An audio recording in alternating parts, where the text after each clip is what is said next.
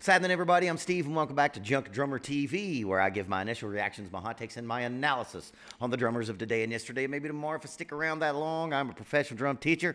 Been doing that shit for 20-plus years, and I'm a gigging musician. I've been doing that shit for 20-plus years. Today's episode is probably the most requested drummer that I just haven't got to. When I was doing react videos regularly, I was pretty on point and tried to keep on top of all the requests. But I don't know why it took so long to do him, because I love him so much and I love this band so much. I think I was just looking for the right moment, and right now it is. We're going to be watching Nicko Mcbrain from Iron Maiden, the godfathers of British heavy metal. I know you could say other bands, but for me, it's all Iron Maiden. I love them.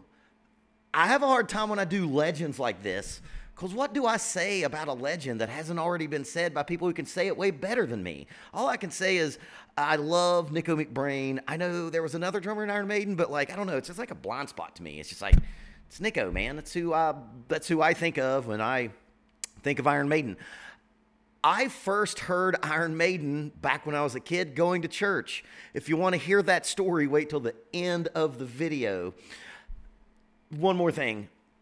There is no good drum cam videos of Nicko live. Whoever is out there in charge of making drum cam videos, you need to come talk to me and Andrew Rooney and the likes, the other old bald guy that does react videos, and ask us who needs to be documented, because Nicko needs to be documented. There's a few cam, lo-fi videos where it just looks like maybe a tech was taking the video. We need a professional Nicko Mcbrain drum cam. So today we're going to be watching him do, I think this is from a clinic somewhere. This is from 2014. It's not the same it's not the same as getting to watch them play live with the band. It's just not the same, but it's Nicko, so it's still going to be great. So if y'all like everything that I'm doing, if you want to help me out and you think I deserve it, please give me a like, comment, and share. I've got a Patreon with all kinds of extra stuff there. I got a merch table if you want to have some t-shirts and mugs and shit. So go check those out if you dig what I'm doing. But let's get to Michael Henry, Nicko Mcbrain of Iron Maiden, and he's going to be playing the Trooper.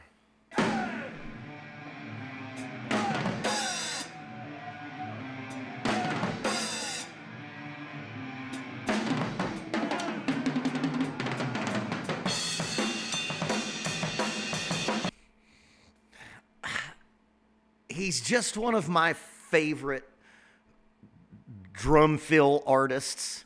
He just does those in lessons. I tell my students, I call them the NASCAR drum fill. Start your hands and turn right. I know NASCAR goes left. But the way that he phrases and puts rhythm in his drum fills, it's just one of my favorite things about him.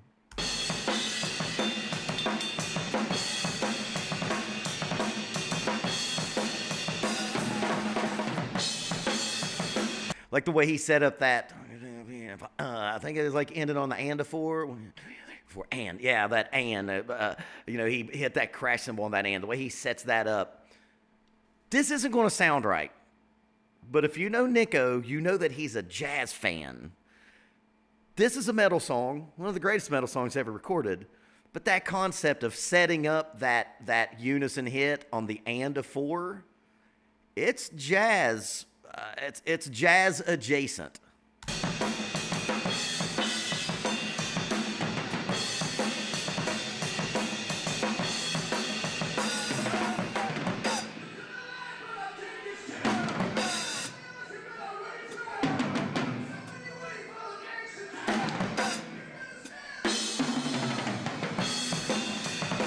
Like that.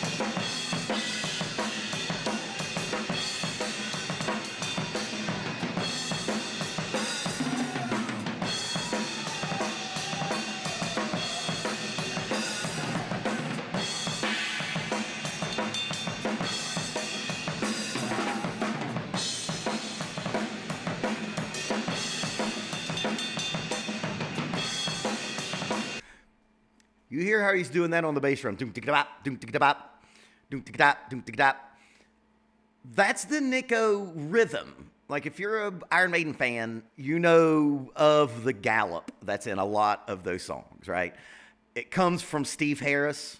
It comes from his right foot, and he uses it in the hands a lot. But the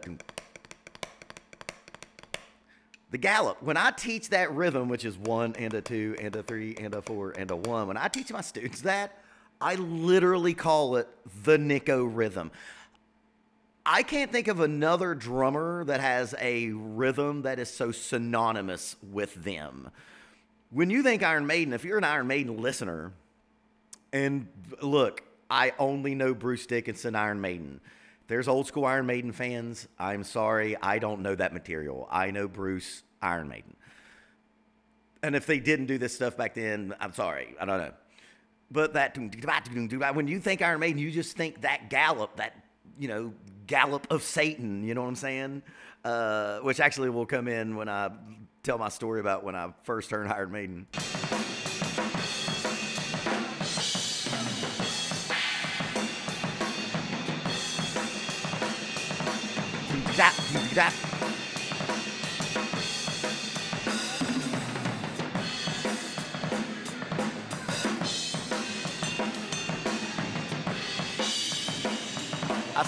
I swear I think that he didn't mean to go to the hi-hat right there.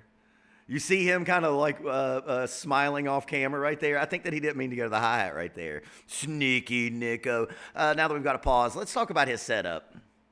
His setup makes no sense whatsoever. It's the exact opposite of everything that I believe. And this is just my belief. If you're a beginner drummer, don't set your shit up like Nicko. It works for Nicko, obviously.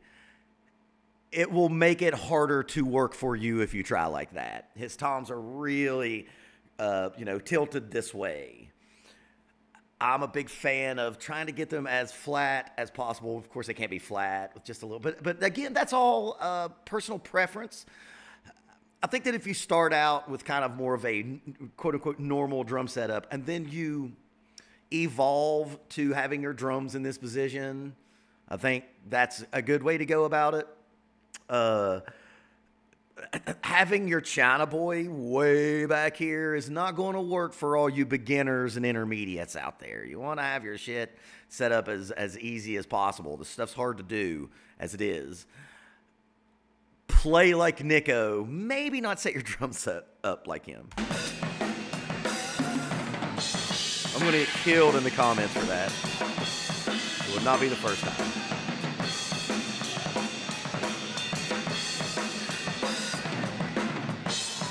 Little Bonham stuff, little Bonham lick.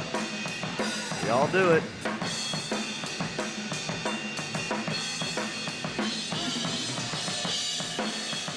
Now, as I say on all my videos, or at least, I put in the description.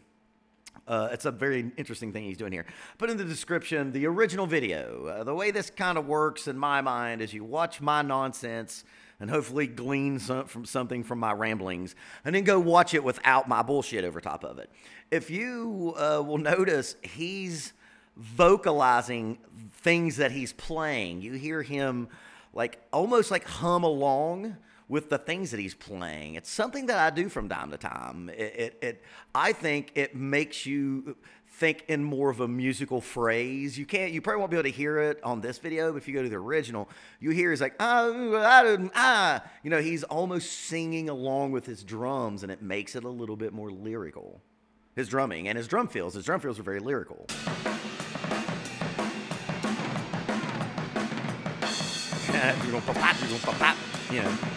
That's just that shine over there is hilarious.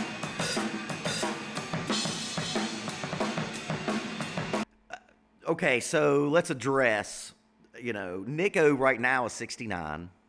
This is from 2014, 61. And he's still playing at the highest level. Drummers, if they don't keep their shit together, can fall apart as they get older. Peter Criss is an unfortunate example of that. Nicko at 61 here, and at 69 now on that. That's almost 70. Think that. That's 70. And on the newest record, Senjutsu, I think it's what it's called. And I've listened to it a few times. He's still playing at such a high level. I am 45 in May, and I have felt the age creep where I have to practice a little bit more than I needed to when I was 30. The body breaks down, the body deteriorates, and to keep it stronger, you have to work harder. This is a man that obviously keeps up his shit. I'm looking at you, Lars Ulrich.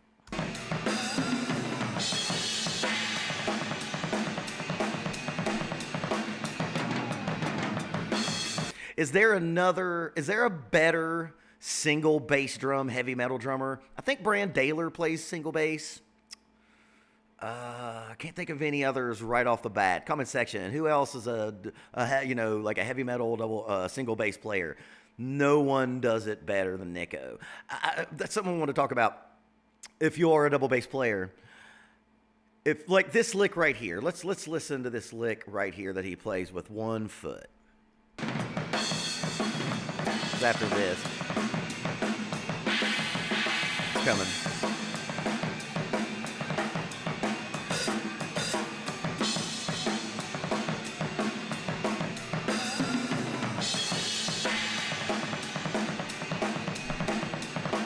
Right there. If you're a double bass player, you would hear that lick and want to play it, and you would immediately want to go to double bass. And because you're a double bass player, I always make sure my double bass players still have the good single foot chops. You should be able to do that with one foot. It's difficult, but I think sometimes double bass players will use it like too much of a crutch, and then their right foot deteriorates for when maybe they're sitting down and there's not a double bass. That lick right there, although it kind of pretty choppy, you need some chops for that, you should still be able to play that with one foot. I had a student come in and he figured out how to play the Immigrant Song with a double bass. And I was like, that's far out. That's kind of cool, but that's not how John Bonham did it. And you should be able to have the right foot chops to play Immigrant Song, right? Double bass players, don't let the double bass be such a crutch that your right foot deteriorates. You should be able to play that with one foot.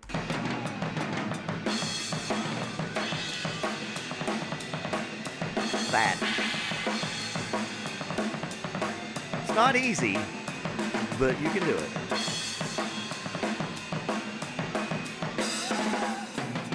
His technique is so...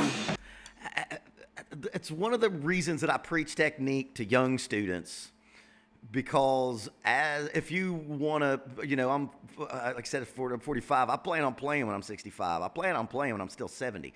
And to do that, you need good technique. Good technique just makes it easier to deliver your ideas. It's all that is. Like some people think, put too much onus on technique. I think I try to put the right amount.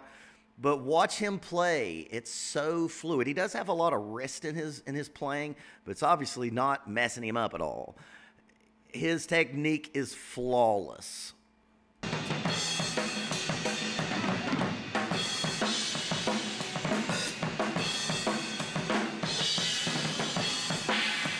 Even right there, or I think it was 3 hits. I've seen double bass players think you need to do that with double bass, right, left, right. You should be able to do that with one foot. Be like Nicko, kids.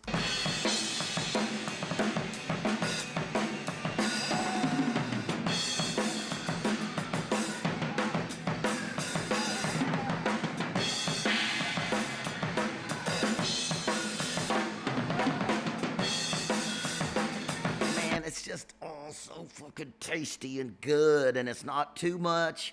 It's just right. It's a medium rare steak. It's just fucking just right. Everything he does is just fucking right.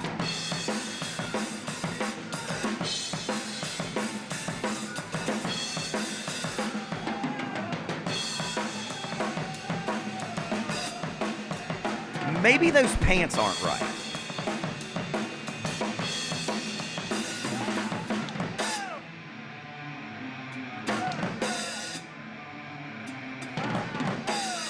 man, he's just so sharp.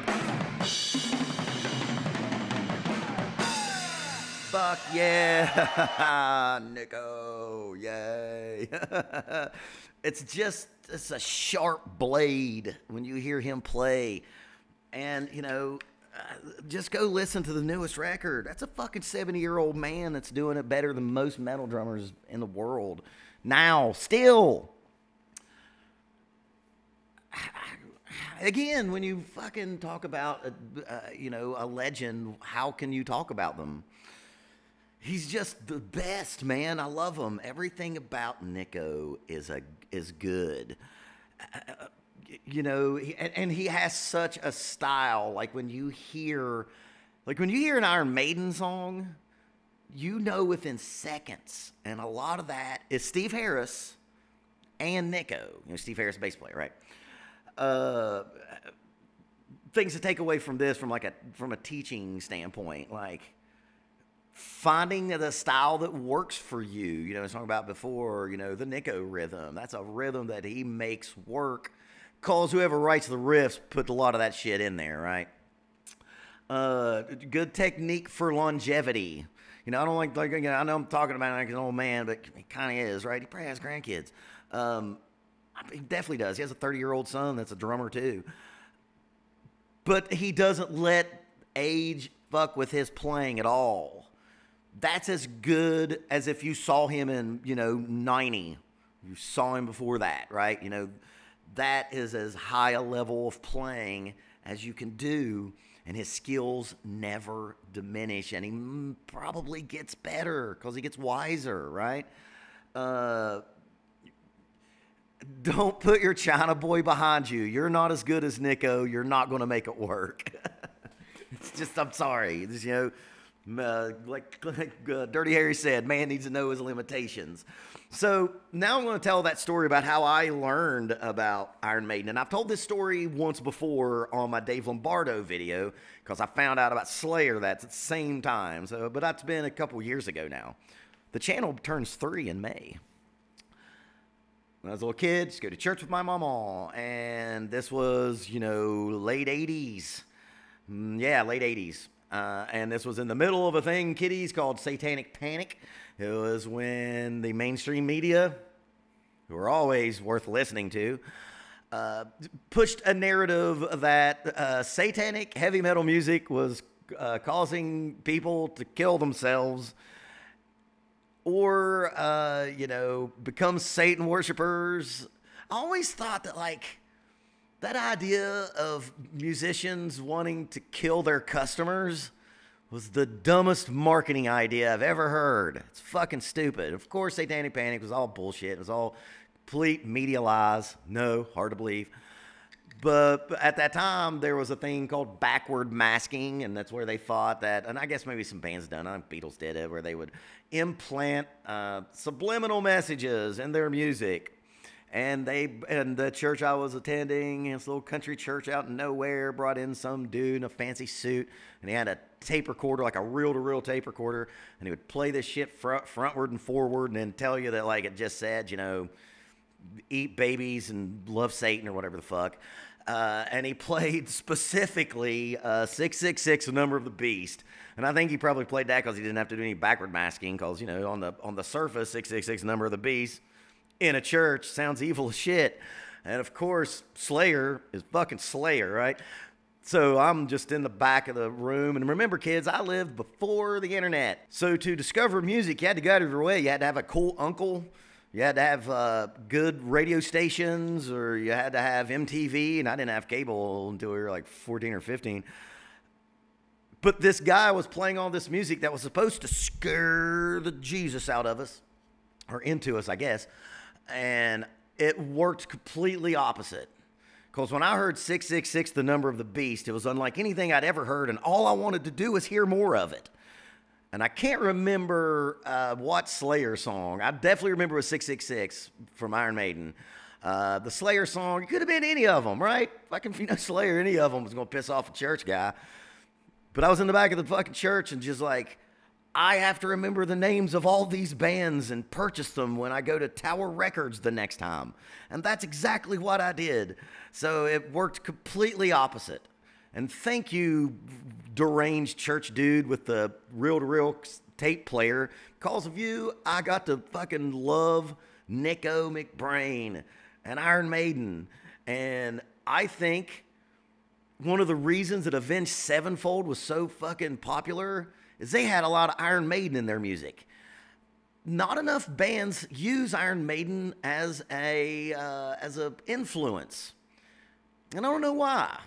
Because all of them use Black Sabbath. Smartly, of course. You should probably put some more Iron Maiden shit in your shit. So if you enjoyed all that, again, if you like what I'm doing, man, give me a like, comment, and share. Help me out. And keep practicing until it's easy.